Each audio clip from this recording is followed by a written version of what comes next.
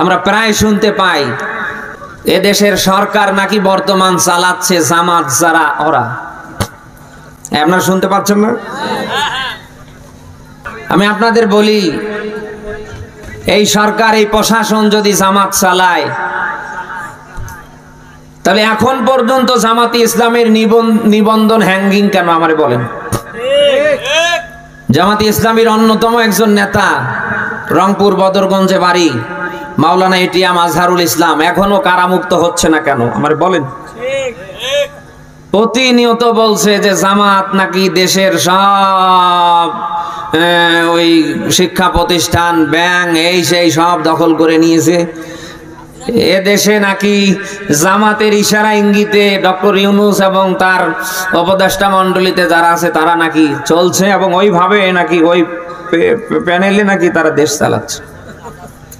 এটা কি কোনো পাগল বিশ্বাস করে? হ্যাঁ, এগুলির এক একটার মাথা খারাপ হয়ে যায়নি? 22শে ফেব্রুয়ারি মিজানুর রহমান আজহারি আসবে চাপাইতে।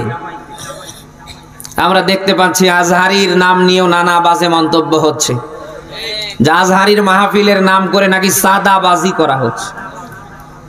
মাহফিলের জন্য 10 টাকা 5 টাকা, এটাকে সাদাবাজি বলে? আসল কথা কি জানেন? মুনাফিকদের পায়ের নিচে মাটি নেই, কারণ ওরা হাসিনা পালিয়ে যাবার পরের দিন থেকে আজ ফেব্রুয়ারির 16 তারিখ পর্যন্ত দেশে যা করছে, ওদের জনসমর্থন যা ছিল সব একেবারে শূন্যের কোঠায় এসে দাঁড়িয়েছে।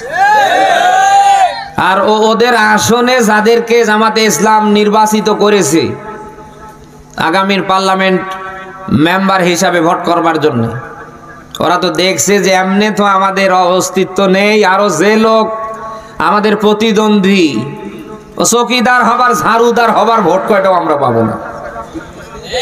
এই জন্য পাগলা কুত্তার মতো হয়ে গেছে। কোনো লাভ হবে না ইনশাআল্লাহ, কারণ মুনাফিকরা ইতিপূর্বেও সর্বাত্মক প্রচেষ্টা চালিয়েছে আল্লাহর বিধান যেন জমিনে জিন্দা না হয়। সফল তারা হতে পেরেছে। এখনকার নব্য মুনাফিকরা যে প্রচেষ্টা চালাচ্ছে সফল হবে? আপনারা যতই প্রচেষ্টা চালান সফল হতে পারবেন না, আল্লাহ ব্যর্থ করে দেবে। কারণ কোরআনের যে বাদ ভাঙ্গা জোয়ার আমরা দেখতে পাচ্ছি, এটা সামনে আটকানোর ক্ষমতা আর এই দেশে কারোর নেই। মানুষ এখন দেখছে আগামীর দেশ কাদের হাতে থাকলে দেশ এবং দেশের 18 কোটি মানুষ নিরাপদ থাকতে পারবে। এটা 2024 সালের 5ই আগস্ট না, এটা 2024 সালের 5ই আগস্টের পর। আবারও রিপিট করে বলছি, কোরআনের যে বাদ ভাঙ্গা জোয়ার আমরা দেখতে পাচ্ছি, ঠেকাতে পারবেন না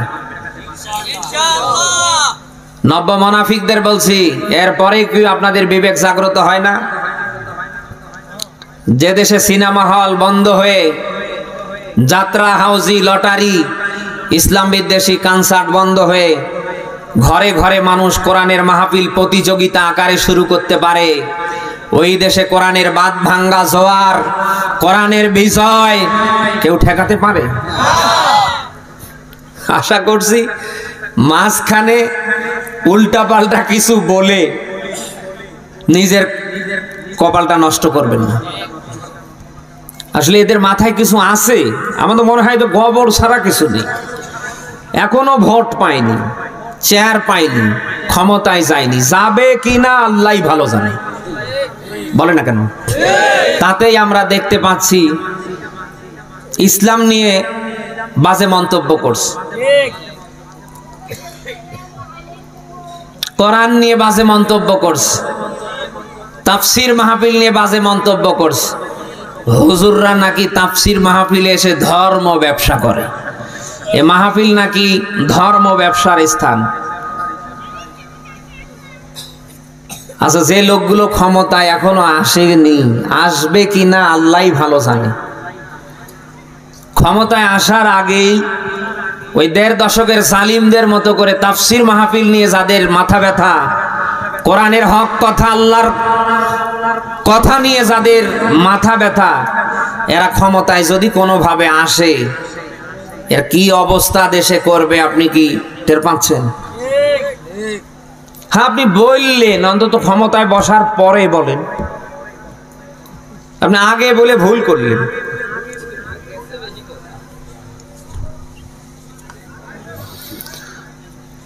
প্রাণ প্রিয় ঝিনাইদহবাসী, আশা করছি কালকে থেকে মুনাফিকি ছেড়ে দেবেন। আপনি যদি মুনাফিকি করেই মারা যান, আপনার দুনিয়াও শেষ হবে, আপনার আখিরাতও শেষ হবে। আমি আপনার দিনী মুসলিম ভাই হিসাবে আপনাকে মুনাফিকি থেকে বাঁচাতে চাই। এখনো সময় আছে, ফিরে আসেন। আল্লাহর কোরআনের, আমার আল্লাহর দলের, রসুলের দলের কর্মী হন। আপনি যদি ফিরে আসতে পারেন, আপনার জীবনের অপরাধগুলি হয়তো আল্লাহ রাখবে না, মাফ করে দেবে। আর যদি আপনি ফিরতে না পারেন, আপনার মতো হতভাগা কপাল পোড়া হয়তো আর কেউ হবে না। ভাই হিসাবে আমি আপনাকে বাঁচাতে চাই। আসেন, আপনি ফিরে আসেন। আপনি যা শুরু করেছেন, আপনি কিন্তু সফল হতে পারবেন না। ১.৫ দশকের জালিমদের দিকে তাকান, যাদের লাগেনি কোনো ভোট, যারা মনে করেছিল দেশটা আমাদের, আর এ দেশের 18 কোটি মানুষ ভাড়াটিয়া। যখন মনে যায় তো ১.৫ দশকের জালিমরা তাই করত। সর্বশেষ অবস্থা তাদের দেখেন, এমন কালার আল্লাহ করে ফেলেছে যেন জমিন থেকে শিকড় সহ আউট করে ফেলেছে। কোথায় তাদের গর্জন, কোথায় তাদের হুঙ্কার, কোথায় তাদের ক্ষমতা? আজ কাউকে যেন খুঁজে পাওয়া যাচ্ছে না, প্রত্যেকটা যেন ইঁদুরের গর্তে ঢুকে পড়েছে। আশা করছি ওদের মতো করবেন না। যদি পারেন মানুষের পাশে সেবক হয়ে দাঁড়ান, শাসক হয়ে না। আপনি যদি মানুষের পাশে সেবক হয়ে দাঁড়াতে পারেন, মানুষ আপনাকে মহব্বত করবে, ভালোবাসবে, কাছে টানবে। আপনার জন্য তাহাজ্জুদ পড়ে হলেও আল্লাহর কাছে দোয়া করবে। আর জালিমদের মতো করে যদি শাসক হবার চেষ্টা করেন, জালিমদের যা পরিণতি হয়েছে তার যে ডাবল সামনে অপেক্ষা করছে। ১.৫ দশকের জালিমরা যদি শাসক না হয়ে এদেশের 18 কোটি মানুষের পক্ষে যদি ওরা সেবক হবার চেষ্টা করত, ওদের অবস্থা কি আজ এই হতো? বলেন। ওদের বানানা রিসর্ট, ওদের বানানা ফ্ল্যাট, ওদের নির্মিত বাড়ি গাড়ি, আপনি দেখেন সব যেন আল্লাহ তাআলা একেবারে পরিত্যক্ত করে দিয়েছে। শুধু পরিত্যক্ত না, একেবারে জনশূন্য আল্লাহ পরিণত করে দিয়েছে। একটা জালিমের বাড়ি আপনি আমারে দেখাতে পারবেন না যে অক্ষত আছে। একদিকে আল্লাহ পরিত্যক্ত করে দিয়েছে, আমার মনে হয় ইঁদুর বিড়ালও আর ঢুকছে না। বলেন না কেন? 2 নম্বরে জালিমদের বাড়িগুলো আপনি মেলান, আল্লাহ তাআলা একেবারে জনশূন্য করে দিয়েছে। আপনারাও যদি ওদের মতো শাসক হবার চেষ্টা করেন, যে ক্ষমতায় বসার পরে এই করব সেই করব, তাই ওদের বাড়ি আল্লাহ যা করে দিয়েছে, আপনাদের বানানা বাড়ি আর ওই রকমও থাকবে না, ওটা আল্লাহ একেবারে শ্মশান করে দেবে। আগামীতে যারাই ক্ষমতায় আসবেন, সেটা জামাতে ইসলামী হোক, বাংলাদেশ জাতীয়তাবাদী দল বিএনপি হোক, চরমনাই হোক, খেলাফত হোক, হেফাজত হোক, যে দলেই হয় না কেন, যারাই আগামীর ক্ষমতার চেয়ারে আসবেন, আপনারা অন্তত মানুষের পাশে সেবক হয়ে কাজ করবার চেষ্টা করবেন, শাসক হবার চেষ্টা করবেন না। কারণ যারা এই যুগে যুগে শাসক হবার চেষ্টা করেছে, প্রত্যেককে স্বৈরাচারী হাসিনার মতো আল্লাহ বিদায় করে ছেড়েছে।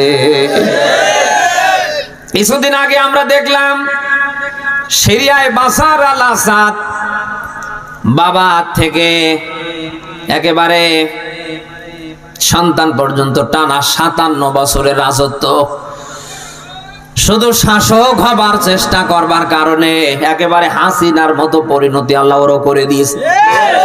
কোনো কিছু বাদ আছে?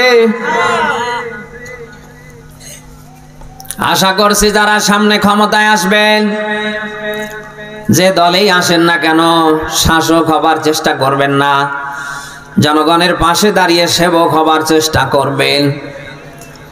আশা করছি এ দেশের মানুষ আপনাদের জন্য তাহাজ্জুদ পড়ে আল্লাহর কাছে দোয়া করবে। আর যদি মনে করেন যে না, চেয়ার যেহেতু পেয়েছি, কিসের ছাড়, আমরা আছি, আমাদের কে নামায়। ওরা যেমন 41-71 টার্গেট নিয়েছিল, শেষে থাকতে পারেনি, আপনারাও যদি মনে করেন আমরা বসেছি, আমাদের কে নামায়, ওদের যে আল্লাহ নামিয়েছে আপনাদেরকে ওই আল্লাহ নামাতে পারে না, পারে না। না, আল্লাহর ক্ষমতা এখন বুড়ো হয়ে গেছে। জালিমরা ক্ষমতার মসনদ কি মানে ভিতটা কি মজবুত করেছিল, একেবারে ইউনিয়ন পরিষদ থেকে সর্বোচ্চ সচিবালয় পর্যন্ত সব জায়গায় ওদের লোকজন ওরা বসিয়ে রেখেছে। বলেন না কেন? ওরা এমনি বলি নাই 41-71। জালিমরা এই দেশে না থাকলেও কিন্তু জালিমদের দোসররা এখনো ইউনিয়ন পরিষদ থেকে সচিবালয় পর্যন্ত আছে না নেই? যদিও দেখে মনে হচ্ছে যে এক একজন আল্লাহর ওলি হয়ে গেছে, না, ওদেরকে ওপরে দেখলে ফিটফাট মনে হলেও ভিতরে কিন্তু ঠিক হয়নি এখনো।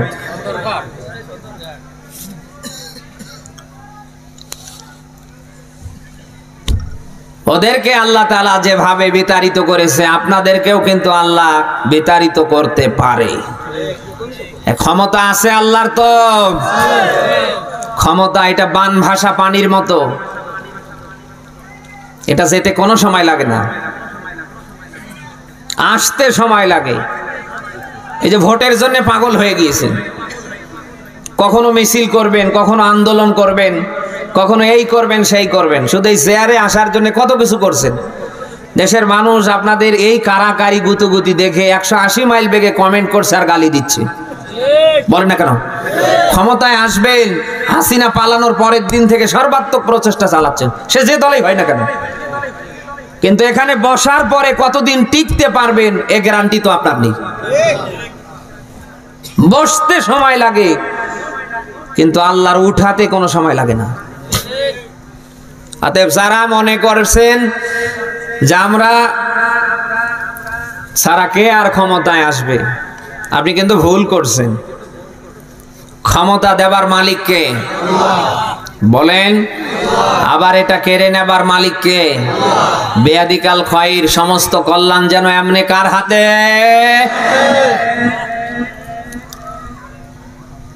আশা করছি এই কাজগুলি সামনে করবেন না। প্রাণ প্রিয় ঝিনাইদহবাসী, যুগে যুগে যারাই শাসক হয়ে মানুষের উপরে জুলুম, অত্যাচার, টর্চার করেছে, না ফেরাউন, না নমরুদ, না সাদ্দাত, না আবু জাহেল, কারোর পরিণতি কিন্তু আল্লাহ ভালো রাখেনি। প্রত্যেকের পরিণতি আল্লাহ ভয়ঙ্কর করে দিয়েছে। তামাম পৃথিবীতে আজ আপনি মিলান ফেরাউন, নমরুদ, সাদ্দাত, আবু জাহেল, কারোর নামে আপনি কোন হিন্দু, বৌদ্ধ, খ্রিস্টান, মুসলিম বলে কথা না, কোন মানুষের ভেতরে তাদের নামে নাম পাবেন না। এতটা ঘৃণিত, এতটা কালার আল্লাহ করে দিয়েছে। শুধু মুসলমান বলে কথা না, হিন্দু বলে কথা না, খ্রিস্টান বলে কথা না, বৌদ্ধ বলে কথা না, কোন ধর্মাবলীর ভেতরে এদের নামের কাউকে সন্তানের নাম রাখতে পাবেন না। আমাদের এই দেশ থেকে পালিয়ে যাওয়া পালাটিয়া প্রধানমন্ত্রী স্বৈরাচারী শেখ হাসিনারও পরিণতি আল্লাহ নমরুদ, ফেরাউন, সাদ্দাতের মতেও সামনে করে দেবে। আপনি যদি বেঁচে থাকেন দেখতে পারবেন আগামীর এই বাংলাদেশে নতুন প্রজন্মরা এই স্বৈরাচারী হাসিনার নামেও কন্যা সন্তানের নাম রাখবে না। কারণ এই যা করে গিয়েছে এটা ভোলার মতো না। ধানমন্ডির 32 নম্বর বাড়িতে এতদিন শুনেছিলাম যায় না ঘর আছে, গোয়েন্দা রিপোর্টে শান্তি পারলাম শুধু ধানমন্ডির 32 নম্বর বাড়িতে না, ওরা পুরা দেশটাকে একেবারে আয়না ঘর বানিয়ে ফেলেছে। গোয়েন্দা রিপোর্ট দিয়েছে 700 থেকে 800-র মতো ওরা আয়না ঘর বানিয়েছে। হাজারো নিরপরাধ মানুষগুলিকে ওরা ধরেছে আর ওই আয়না ঘরে ঢুকিয়েছে। বলে না কেন? ওদের প্রতিপক্ষ যাদেরকেই মনে করত ওরা তাদেরকেই ধরতো আর ওই জায়গায় ঢুকিয়ে মিষ্টি কিনে আনন্দ করত। একটা মানুষ কি এই কাজ করতে পারে? একটা মানুষ কত নিচে নামতে পারলে পারে একটা পরিবারকে এভাবে ধ্বংস করে দিতে পারে। অথচ এই দেশে আমরা দেখতে পাচ্ছি এখনো ওই জালিমদের স্বৈরাচারদের নিয়ে এখনো অনেকেই বসে বসে ষড়যন্ত্র করার চেষ্টা করছে। মানুষ কতটা নিচে নামতে পারলে এই কাজ করতে পারে? আবার এই মহিলা নাকি আবার তাহাজ্জুদ পড়তো, ফজরের নামাজের পরে নাকি আবার কোরআনও পড়তো। কোন নামাজি মহিলা, কোন কোরআন পড়নেওয়ালা মহিলা, কোন তাহাজ্জুদ গুজারি আল্লাহর বান্দি কি নিরপরাধ মানুষদেরকে এভাবে আয়না ঘরে আটকিয়ে পরিবার ধ্বংস করতে পারে? বলেন।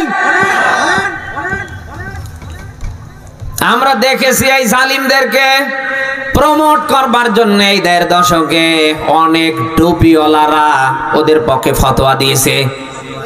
বিশেষ করে শাহবাগী ফরিদউদ্দিন মাসুদ, বাইতুল মোকাররম জাতীয় মসজিদের খতিব মাওলানা রুহুল আমিন, নীলফামারী জেলার ডোমার থানার সিলাহাটির কৃতি সন্তান ডক্টর কাফিল উদ্দিন সালেহী, এরকম আলেম নামের জালেমরা সব সময় জালেমদেরকে প্রমোট করেছে।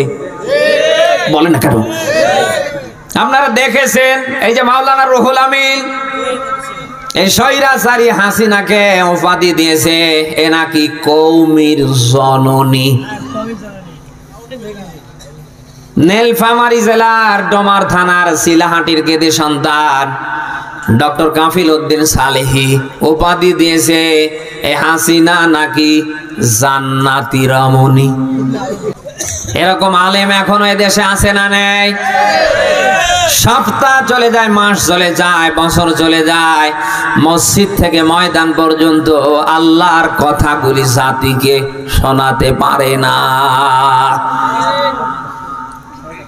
1.5 দশক জালিমরা ক্ষমতায় ছিল, আমরা মেনে নিলাম তারা কথা বলতে দেয়নি, কিন্তু জালিমরা তো এখন আর ক্ষমতায় নেই। এখন কিসের ভয়? পরিবেশ উন্মুক্ত হবার পরে কোনো আলেম যদি মসজিদ থেকে ময়দান পর্যন্ত আল্লাহর বিধান কায়েমের পক্ষে আওয়াজ তুলতে না পারে ওটাকে আলেম বলা যায় না, ওটা সবচেয়ে বড় জালেম। আমি মাসালা দিয়ে গেলাম এই জালিমের পেছনে কোন মুসলমান, কোন ইমানদার, কোন মুমিনের নামাজ হবে না। আপনি কি শুনতেছেন? এতদিন জালিমরা ক্ষমতায় ছিল, সব সেক্টর দখল করেছিল, মসজিদ থেকে ময়দান পর্যন্ত কথা বলতে গিয়ে ওরা ঝামেলা করতো, কিন্তু এখন তো না। এই যে কোরআনের মাহফিল হচ্ছে, কোনো অনুমতি নেই, অথচ এই মাহফিলটি গতবার করতে গিয়ে এই ডিসি অফিস, এই এসপি অফিস, এই থানা, এই ইউন অফিস, এই সেই দৌড়া দৌড়ি করতে করতে মাহফিল কমিটি আর শেষে জুতোই খুঁজে পায় না। বলেন না কেন? আমরা বক্তারা এই জায়গায় আসার আগে আমাদের এনআইডি কার্ডের ফটো থানায় জমা দেয়া হতো, এরপরে মসলেকায় স্বাক্ষর করে এই জায়গায় এসে কথা বলতে হতো। এখানে বসার পরে যেন কলিজাটা আমাদের হাতে ছিল। এরপরেও বের হয়ে রাস্তায় পুলিশ যতবার দেখছে ততবার চিরুনি অভিযান। আপনি কথা শুনতেছেন? মানে জবাবদিহির শেষ নেই। আলহামদুলিল্লাহ এরকম পরিবেশ এখন আর নেই। আল্লাহ তাআলা যেন ময়দানটা আমাদের জন্য ওপেন করে দিয়েছে। এই যে কথা বলছি, কোনো ভয় নেই, নির্ভয়ে। আপনি আলেম হিসাবে যদি আল্লাহর কথাগুলি, ওই জালিমদের কথাগুলি জাতিকে শোনাতে না পারেন শিক্ষার জন্য, আমি বলছি আপনাকে আলেম বলা যায় না, আপনি জালেম। আশা করছি জালেম হবার চেষ্টা করবেন না, না হলে আপনার বাস্তব অবস্থা ফরিদউদ্দিন মাসুদের মতো, জাতীয় মসজিদ বাইতুল মোকাররম মাওলানা রুহুল আমিনের মতো, কামিল মাদ্রাসার একজন প্রিন্সিপাল ডক্টর কফিল উদ্দিন সালেহির মতো হবে। সারা দেশের মানুষ অনুবীক্ষণ দুর্বীক্ষণ যন্ত্র দিয়ে জানোয়ারদের খুঁজছে, কোথাও যেন জালিমদের সন্ধান পাওয়া যাচ্ছে না। আশা করছি আপনি একজন আলেম, আপনার মা বাবা অনেক কষ্ট করে আপনাকে মাদ্রাসায় পড়িয়েছে, দিন শিখিয়েছে, আপনি দিনের জ্ঞান রাখেন। যতটুকুন জ্ঞান অর্জন করেছেন আপনি এটা প্রচার করবেন। প্রচার করতে গিয়ে যদি চাকরি চলে যায়, প্রচার করতে গিয়ে যদি আল্লামা সাইদির মতো জেলখানায় জীবনও দেয়া লাগে, আপনি সিদ্ধান্ত নেবেন মরবেন আল্লাহর জন্যে, বাঁচবেন আল্লাহর জন্যে। আমি ছাত্র জীবন থেকেই একটা বাস টার্মিনাল মসজিদে জুমার খুতবা দিতাম, শুধু 2010 সাল 11 সাল থেকে একেবারে 2024 সালের একেবারে 2 সপ্তাহ আগ পর্যন্ত ওই জমা মসজিদে আমি জুমার খুতবা দিতাম। কাউরে কোনো ডরাতাম না, আল্লাহর কথা আল্লাহর দিকে তাকিয়ে বলতাম। ওই জালিমরা অনেক ভাবে আমাকে ওখান থেকে বের করবার চেষ্টা করেছে, পারেনি। কতবার আমাকে থানায় নিয়েছে, জয়টা ওসি থানায় আসে, তয়টা ওসি আমারে ডাকে আর মুসলেকায় স্বাক্ষর নেয়, অসুবিধা নেই নেন। এই 2 সপ্তাহ আগে এখন বর্তমান নতুন কমিটিতে যারা এসেছে আল্লাহর ওলিরা আর আমাকে রাখতে পারছে না। আমি জিজ্ঞেস করলাম, ভাই আমার অপরাধ কি, আপনারা কেন আমাকে রাখবেন না? এই আল্লাহর ওলিরা বলছে আপনার অপরাধ একটাই, আপনি আল্লাহর আইন চান, সৎ লোকের শাসন চান। এ তো সব জামাতি ইসলামীর কথা। আমরা ক্ষমতায় এই মসজিদে যদি চাকরি করতে চান, জামাতি ইসলামের পক্ষে কোনো কথা বলতে পারবেন না। আপনি কথা কি শুনতেছেন? ছাতা ছেড়ে দিয়েছি, যা পারেন করেন গা। আরে ভাই, আল্লাহর দিকে তাকিয়ে যদি মসজিদ থেকে ময়দান পর্যন্ত আপনি আল্লাহর কথাগুলি বলতে পারেন, আপনার মসজিদের অভাব হবে না, আপনার দাওয়াতের অভাব হবে না। ওরকম একটা মসজিদ চলে যাবে, ওরকম 1 কোটি মসজিদ আপনার সামনে এসে দাঁড়াবে। 2টা জমা মাত্র মানুষ নেবার জন্য পাগল পারা হয়েছে। ও ডাকছে, হুজুর আমার জমা এসে খুতবা দেন, ওই বলছে হুজুর আমার জমা এসে খুতবা দেন। এই 1.5 দশকে আপনিও মসজিদ থেকে ময়দান পর্যন্ত কথা বলেছেন, আমিও বলেছি। হয়তো আপনি বলতে গিয়ে বউ বাচ্চা নিয়ে আরামে ছিলেন, আমি হয়তো বউ বাচ্চা নিয়ে আরামে থাকতে পারিনি। আপনি হয়তো বাড়িতে ঘুমিয়েছেন, আমি হয়তো ঘুমিয়েছিলাম কয়েকটা জেলা অতিক্রম করে। আপনিও বেঁচে আছেন, আমিও বেঁচে আছি। কোথায় আমি আর কোথায় আপনি? 2 জন এক জায়গায় হয়ে খালি ফেসবুকে একটা ছবি ছাড়েন, আপনার এলাকার 50টা মানুষের পরে 51 জন আর চিনে না। আর যদি আমার পাশে আপনি খালি একটা সেলফি তুলে ছেড়ে দেন, তামাম বাংলার মানুষ যেন গিলে খাচ্ছে। আশা করছি এখানে আলেম যারা, আপনি কিন্তু সাধারণ কোনো মানুষ না, আপনি কিন্তু নবী রাসূলদের ওয়ারিস। আপনার সম্মান আছে, মর্যাদা আছে, এটা যেন আপনি ধরে রাখতে পারেন। আশা করছি ওই রকম জালিমদের মতো সামসামি করবেন না, তাহলে আপনার দুনিয়াও শেষ হবে, আপনার আখিরাতও শেষ হবে। কারণ কিয়ামতের ময়দান যেদিন কায়েম হবে, ওই দিন বিশেষ করে আলেম নামের জালেম যারা হবে, এদের অবস্থা আল্লাহ ভয়ঙ্কর করে দেবে। আপনি তিরমিজির হাদিসে পাবেন, 1 শ্রেণীর আলেমের মুখে আল্লাহ জাহান্নামের আগুনের লাগাম পরিয়ে দেবে। হাসরবাসীরা দেখা মাত্রই বুঝতে পারবে এ দুনিয়ায় জালিম ছিল, জালিমের সামসাস। 2 নম্বরে মেসকাতের হাদিস বলছি, কিয়ামতে জাহান্নাম আল্লাহ উদ্বোধন করবে 3 ক্যাটাগরির মানুষ দিয়ে। তার ভেতরে প্রথম ক্যাটাগরিতে আল্লাহ রাখবে আলেমদের। তারা কোন আলেম? আল্লামা সাইদির মতো, আমির হামজার মতো, ডক্টর মেজানুর রহমান আজহারির মতো আলেমদের মতো, ওই ফরিদ উদ্দিন, ওই মাওলানা রুহুল আমিন, ওই ডক্টর কফিল উদ্দিন সালেহি, গিয়াসউদ্দিন তাহেরির মতো আলেম দি। আশা করছি আপনি যেহেতু নবী রাসূলের ওয়ারিস, নবী রাসূলেরা যুগে যুগে যা করেছে আপনি ওয়ারিস হিসাবে, ওয়ারিস সূত্রে আশা করছি তা করবেন।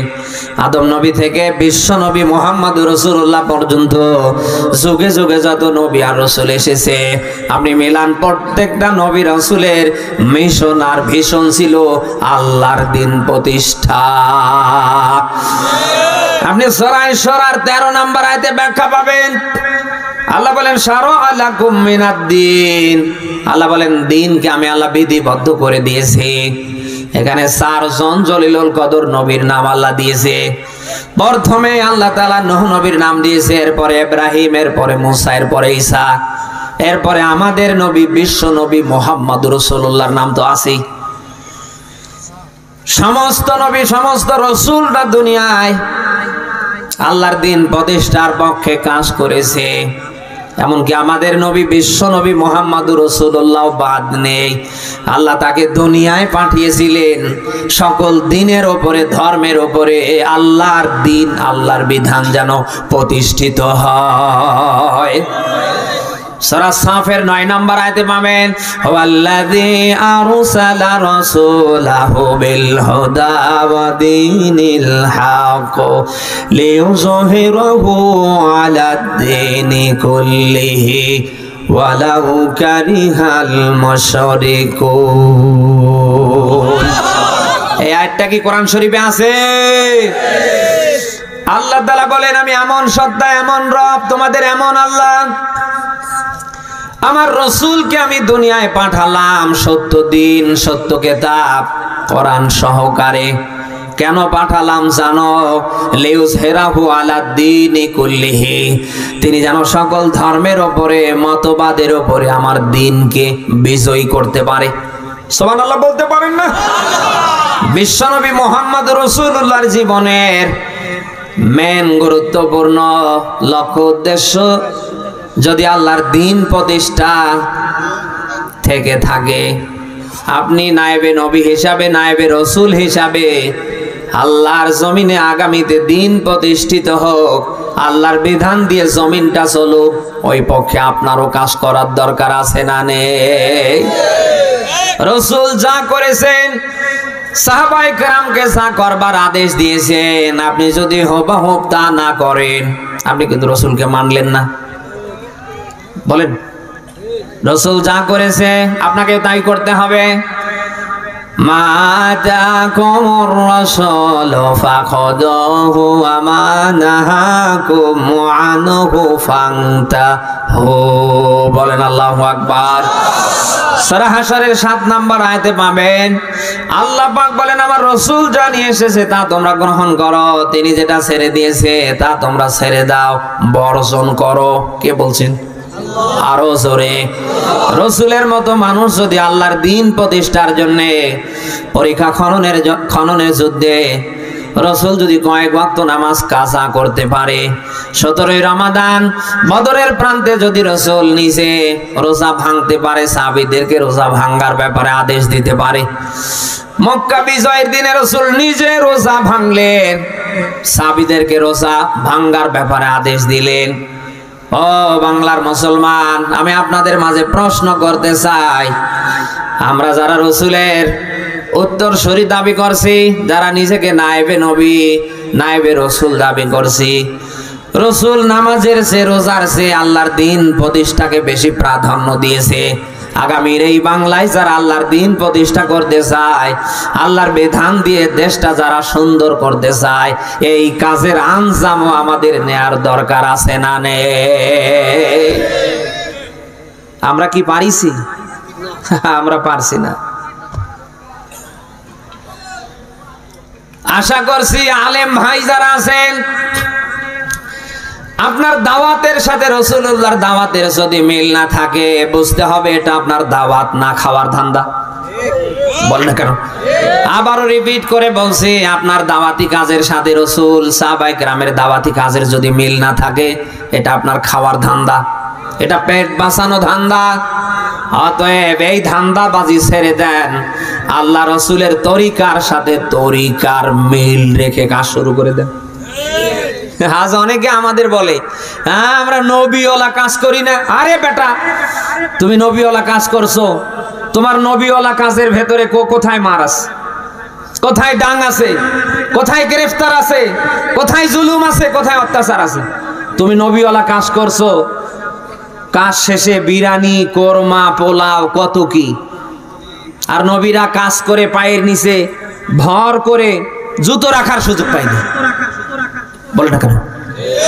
বিশ্বনবী সাল্লাল্লাহু আলাইহি সাল্লামের মতো মানুষ 13 বছর মক্কায় দাওয়াত দিয়েছে, সবশেষে ভিটা মাটিটা পর্যন্ত ছাড়তে বাধ্য হয়েছে। আর আপনি যুগের পর যুগ নবীওয়ালা কাজ করে যাচ্ছেন। কয়টা মামলা হয়েছে আপনার জীবনে আমারে বলেন? অথচ মক্কায় 13 বছর রাসূল এই কাজটাই করতে গিয়ে 3.5 বছর শিয়াবে আবি তালিবে জেল খেটেছে। নবীওয়ালা কাজ করেন না আপনি, নবীওয়ালা কাজ করেন। আপনার তো নবীওয়ালা কাজ, আপনি নবীকে মানছেন 1 থেকে 40-এর ভেতরে। বলেন না কেন? 1 থেকে 40 মুহাম্মদ বিন আব্দুল্লাহ, আর 40 থেকে 63 মুহাম্মদুর রাসূলুল্লাহ। 1 থেকে 40-এ রাসূলের ওপর কেউ ফুলের টোকা দিয়েছে? কেউ তাকে কষ্ট দিয়েছে? কেউ তাকে জেলখানায় নিয়েছে? আপনার তো দাওয়াতি কাজ হচ্ছে মিয়া, আসেন আসেন আসেন ভাই, কি করেন করেন, অন্তত নামাজটা পড়েন। আপনার তো দাওয়াতি কাজ হচ্ছে 1 থেকে 40-এর, আর 40 থেকে 63-র ভেতরে কোন দিনের দাওয়াতি কাজটা আপনার দ্বারা হচ্ছে আমারে বলেন, বলেন বলেন।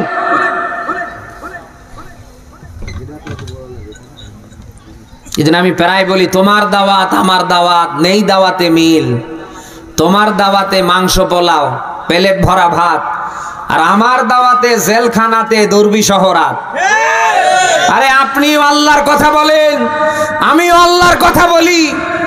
আপনার জন্য কোরমা পোলাও বরাদ্দ হয়, আর আমার জন্য হেড কাপ রেডি থাকে। এরপরেও কি বলবেন যে আপনার নবীওয়ালা কাজ হচ্ছে? নবীওয়ালা কাজের প্রথম নাম্বার কাজ হচ্ছে আল্লাহর বিধান দিয়ে দেশ চালানো। নবীওয়ালা কাজের প্রথম কাজ কি? সবাই ছাত্রের মতো জবাব দেবেন। মক্কা থেকে রাসূল মদিনায় হিজরত করলেন, 10 বছর তিনি কোরআন দিয়ে দেশ চালিয়েছেন। নবীওয়ালা কাজের প্রথম নাম্বার কাজ হবে আল্লাহর বিধান দিয়ে, আল্লাহর কোরআন দিয়ে আগামীতে দেশ চালানো। আল্লাহর কোরআন দিয়ে, আল্লাহর বিধান দিয়ে আগামীতে দেশটা চলবে। এই পক্ষে যারাই দাওয়াতি কাজ করবে, বুঝতে হবে হ্যাঁ তাদের দাওয়াতি কাজ রাসূলের দাওয়াতি কাজের সাথে মিল আছে। আর যদি মিল না থাকে, বুঝবেন এগুলি খাওয়া দাওয়া ছাড়া আর কিছু না। আচ্ছা, আপনি নবীর যদি সুপারিশ পেতে চান, রাসূলের সুপারিশ যদি পেতে চান, আপনি কি 1 থেকে 40 রাসূলকে মানবেন না 40 থেকে 63? বলেন না কেন? আপনি তো মানছেন রাসূলকে 1 থেকে 40, আর 40 থেকে 63 আপনার ভেতরে নেই। আপনি জুতো পায়ে দেবার সময় রাসূলের সুন্নাত রাসূলকে মানছেন, জামা পরার সময়, দাড়ি রাখার সময়, টুপি মাথায় দেবার সময়, পাগড়ি পরার সময়, মেসওয়াক করার সময়, এরপরে মিষ্টি খাওয়ার সময়। আরে ভাই, ঠিক একই ভাবে তো রাসূল আবার কোরআন দিয়ে 10 বছর মদিনা চালিয়েছেন। আপনি এটা মানেন ওটা মানেন, রাসূল যে 10 বছর কোরআন দিয়ে দেশ চালিয়েছেন, আপনি এটা নেই কেন? বলেন, আপনি কি রাসূলকে শতভাগ মানতে পেরেছেন? আর আপনি যতক্ষণ পর্যন্ত রাসূলকে শতভাগ মানতে না পারবেন আপনার ব্যক্তিতে, পরিবারে, সমাজে, আগামী রাষ্ট্রে, ততক্ষণ পর্যন্ত আপনি ঈমানদার দাবি করলেও আল্লাহর কাছে আপনি ঈমানদার না, আপনি বেঈমান। আশা করছি আলেম ভাই যারা আছেন, যেহেতু জমার দিনে আপনাদের 10টা কথা শোনার জন্য মানুষ সাধক পাখির নিয়ে বসে থাকে, হক কথা বলবেন। হক কথা বলতে গিয়ে চাকরি যদি চলে যায় যাক, কোনো কমিটির মুখের দিকে তাকাবেন না। রিস্কের মালিক কমিটি না, রিস্কের মালিক কি মসজিদ কমিটি? রিস্কের মালিক কে? এই যে বাঁশের ভেতরে পোকা আছে, কাঠের ভেতরে যে পোকা আছে, এর খাবার দেয় কে? বন জঙ্গলে যত হিংস্র জন্তু জানোয়ার, এদের খাওয়ায় কে? নদী নালা খাল বিল হাওর বাওর, বড় বড় সমুদ্রগুলোতে যত মৎস্যরাজি আছে, এদের খাওয়ায় কে? তো এদের 10 টাকা রিজার্ভ নেই, জমা নেই, কালকে কি খাবে এরও কোনো ফান্ড নেই। আল্লাহ যদি নিয়মিত তাদের খাবার দিয়ে বাঁচিয়ে রাখতে পারে, আপনি আল্লাহর দিকে তাকিয়ে আল্লাহর কথা বলবেন, আল্লাহ আপনাকে না খেয়ে রাখবে? আশা করছি জমার খতিব যারা আছেন, আলেম যারা আছেন, মসজিদ কমিটির উপরে নির্ভর হবেন না, আল্লাহর কথা বলে যাবেন। চাকরি থাকে থাক, প্রয়োজনে বাদাম বিক্রি করে খাবেন। কোন জালিমের সামসামি করবেন না, নাহলে আপনার দুনিয়াও শেষ হবে, আপনার আখেরাতও শেষ হবে। হক কথা বলতে পারে না, পেটের সাইজ দেখেছেন? গর্ভবতী মহিলাকে হার মানিয়ে ফেলছে। ডাক দিয়া বলে, আয়েশা আব্দুল্লাহর আব্বু, পেটে সন্তান আসে আমার, আর হুজুরের পেট এত বাড়ে। হক কথা বলতে পারে না, পেটের সাইজ দেখেছেন? পান খেতে ধরলে এ পকেটে 20টা, ও পকেটে 20টা, তাও আবার হাকিমপুরি জর্দা দিয়ে। সুবহানাল্লাহ না? খাতে বসলে উঠতে চায় না, গলা পর্যন্ত যখন ঠেকে যায় তখন বলে, ভাই দই আর মিষ্টি নেই? মিষ্টি খাওয়া দই খাওয়া যখন হয়ে যায় তখন বলে, হুজুর ঠান্ডা নেই? মানে শয়তান খাতে খাতে মরে যাচ্ছে, এরপরেও খুঁজছে যে ঠান্ডা নেই। আদম নবী থেকে বিশ্ব নবী মুহাম্মদুর রাসূলুল্লাহ পর্যন্ত সব নবী রাসূলদেরকে আপনি এবার মিলান তো, তাদের জীবনী দাঁড় করেন। কোন নবী রাসূলের পেট কি বুকের উপরে ছিল? প্রত্যেকটা নবী এবং রাসূলের পেটগুলি ছিল বুকের সাথে মেলানো। একটা নবী রাসূলের পেট আপনি দেখাতে পারবেন না যে বুকের উপর ছিল। প্রত্যেকটা নবী রাসূলের পেটগুলি ছিল বুকের সাথে কি মেলানো। কারণ তারা যখন খাতে বসতেন পেটটাকে 3 ভাগ করতেন। 1 নম্বরে তারা পেটের এক সাইড খালি রাখতেন, আর এক দিকে তারা পানি দিতেন, আর এক দিকে একটু খানা দিতেন। পেটকে কয় ভাগ করতেন? আরো জোরে। 1 ভাগ খালি, 1 ভাগ পানি, আর 1 ভাগ খানা। অথচ আপনি খেতে বসলে উঠতে চান না, আপনি মনে করেন না যে আরো 10-15-20 জন খাবার জন্য এখানে আছে। তা আপনার পেট বড় না হবে, আমার পেট বড় হবে? বলেন। ওই অক্টোবর থেকে নিয়ে শুরু করে এ তো ফেব্রুয়ারি 16 তারিখ, এই আর কয়েকটা দিন, এই 28 তারিখ পর্যন্ত 15 দিনের প্রোগ্রাম নিয়ে আপনাদের খুলনা বিভাগে বের হয়েছে। আজকে শেষ। আল্লাহ যদি বেঁচে রাখে আগামী বছর হয়তো আপনাদের এই বিভাগে ঢোকা হবে বা এই জেলাগুলোতে দেখা হবে। অক্টোবর থেকে খাচ্ছি, কই পেট তো বাড়ি, কই যা আছে তাও তো আরো শুকে যাচ্ছে। আর আপনার পেট বাড়ে কেন আমার বলেন তো? কারণ আপনি খেতে বসলে তো উঠতে চান না। আজকে এই যে ডায়াবেটিস, আজকে এই যে স্ট্রোক, এই সেই রোগ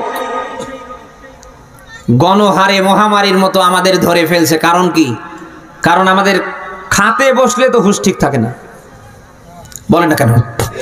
আগের লোক, আগের মানুষ 10-20 বছরের পূর্বের দিকে তাকান, ওরা না খেয়ে মারা গিয়েছে, আর এখনকার মানুষ খেয়ে মারা যাচ্ছে। খানা শুধু খেয়েই যাবেন ব্যাপারটা না, খানা খাবেন, আবার কি মুখের সামনে আসলেই সব ভিতরে ঢুকাবেন না। এই বডিটা আল্লাহ আপনাকে দিয়েছে, এটা সেভ করবার দায়িত্ব আপনার। বলে না কেন? আপনি মনে করেন 70 বছর 80 বছর বাঁচবেন, 30 বছর বয়স পূর্ণ হবার আগেই আপনার জন্য যা বরাদ্দ ছিল 80 বছরের খাবার আপনি 30 বছরে খেয়ে ফেলেছেন। এবার আল্লাহ কি ডায়াবেটিস না ধরিয়ে দিয়ে পারে? না, কথা না বলে বুঝে কি করে ভাই? আপনার বরাদ্দ হলো 80 বছরের, ও আপনি 40 বছরেই তো আর 40 বছরের খাবার খেয়ে ফেলেছেন। এখন আল্লাহ তাআলা রোগ দিয়েছে ডায়াবেটিস, দেখবেন খাতে পারবেন না। আশা করছি লিমিট ক্রস করবেন না। পারলে রাতের বেলা রুটি খাবেন, সকালবেলা ওই হালকা পাতলা একটু যতটুকুন পারেন ঘুম থেকে ওঠার পরে চা নাস্তা খাবেন। খাবার পরে পেটে যা পারে খাবেন। দুপুর বেলা যতটুকুন পারেন, মানে যেটা না খেলে নয়। আর রাতের বেলা যদি পারেন নিজের বডিটা, শরীরটা কন্ট্রোল করবার জন্য রুটি খাবেন। পারবেন না? পারবেন না? ওই সেদিন সম্ভবত ওটা বগুড়ার চার মাথার পাশেই প্রোগ্রাম ছিল। এক MBBS ডাক্তার বক্তব্য দিচ্ছিলেন যে খাবার যে রুলসটা, সকালে খাবেন ফকিরের মতো। ফকির খাবার পেলে কম খায় না, আপনাদের বোঝাতে পারছি না ভাই। ফকির খাবার পেলে কম খায়, যতক্ষণ গলা পর্যন্ত ওঠেনি ততক্ষণ ছাড়ে না। তো স্যার বললেন যে সকালবেলা খানা পিনা করবেন ফকিরের মতো, ফকির যেভাবে খায় যত পারেন খান। দুপুর বেলায় খাবেন ওই কিষান পাইট কামলা এদের মতো, আর রাতের বেলা খাবেন রাজা বাদশার মতো। যদিও তিনি তার মতো করে বলেছেন, আসলে এভাবে যদি খাবার দাবারগুলি আমরা মেনটেন করে সামনে চলতে পারি, এই ডায়াবেটিস আমাদেরকে অ্যাটাক করতে পারবে না ইনশাআল্লাহ। আমরা রসুলের কি এই সুন্নাহগুলি মানতে পারবো না? পেটটাকে আমরা কয় ভাগ করবো যেন? এক ভাগ খালি। বলেন, সবাই বলেন, এক ভাগ কি? আর এক ভাগ কি? খানা। পারবো তো ইনশাআল্লাহ? না, এই সামিয়ানা নিচে আলেম ভাই যারা আছেন অনুরোধ করে বলছি, হক কথা বলবেন, আল্লাহর দিকে তাকিয়ে আল্লাহর কথা বলবেন, আপনার সম্মান কমবে না, আল্লাহ সম্মান মর্যাদা বাড়িয়ে দেবে। আল্লাহ তাআলা এদেশের সকল আলেমদেরকে ঐক্যবদ্ধ হয়ে আগামীর এই দেশ কোরআন সুন্নাহ ভিত্তিক পরিচালিত হবে, ওই পক্ষে যেন আল্লাহ তাআলা এক প্ল্যাটফর্মে আসার আল্লাহ তৌফিক দান করে। আমরা কথায় ছিলাম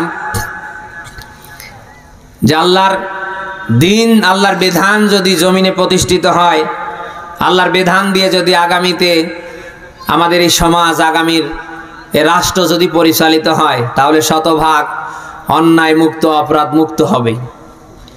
আমরা তো এই 53 বছরে অনেকের শাসন দেখলাম। আল্লাহর বিধান দিয়ে আগামীতে যারা দেশটা চালাতে চায়, আমরা কি তাদের শাসন দেখতে চাই না? কারা চাই দেখি? লিল্লাহে তাকবীর। আল্লাহ যেন কবুল করে। দেশে যা শুরু হয়েছে, যেদিকে তাকাবেন সেদিকেই দেখতে পাই সাদাবাজি, দখলদারিতে ভরপুর। এটা যদি বন্ধ করতে চান, কোন সাদাবাজকে, কোন দখলদারকে আগামীর ক্ষমতায় বসায় বন্ধ করতে পারবেন না। আপনি যদি বন্ধ করতে চান, আল্লাহর বিধান দিয়ে আগামীতে যারা সমাজ রাষ্ট্র চালাতে চায় তাদের বসানো লাগবে। বলেন না কেন? আমি প্রায় বলি, ওই আম গাছ লাগিয়ে যদি কেউ জাম খাওয়ার আশা করে, ও তো জাম পাবে নাকি? আপনি যদি জাম খেতে চান, আপনাকে জাম গাছ লাগাতে হবে। দেশের যে পরিবেশ, এটা যদি আপনি ফেরাতে চান, সাদাবাজি বন্ধ করতে চান, দখলদারি থেকে নিজেকে সেফ রাখতে চান, তাহলে আপনাকে কিন্তু ওই জাম গাছ লাগিয়ে যেমন জাম পাওয়া যায়, আম গাছ লাগালে যেমন আম খাওয়া যায়, যাদের দ্বারা দখলদারি, চাঁদাবাজি বন্ধ হবে, আগামীর বাংলার রাষ্ট্র ক্ষমতায় তাদের বসাতে হবে। আমরা কি এখানে নিয়ত করতে পারি না? সারা বাংলাদেশ থেকে 151 জন মানুষকে আল্লাহর কোরআন সহ আগামীর পার্লামেন্টে আমরা নিয়ে যেতে চাই। কারা পারি দেখি? লিল্লাহে তাকবীর। আল্লাহ যেন কবুল করে। অনেকের শাসন আমরা দেখেছি, আল্লাহর বিধান দিয়ে যারা আগামীতে দেশটা চালাতে চায়, আমরা তাদের শাসন দেখতে চাই। আল্লাহ যেন চর্ম চোখে দেখে যাবার আমাদের তৌফিক দান করে।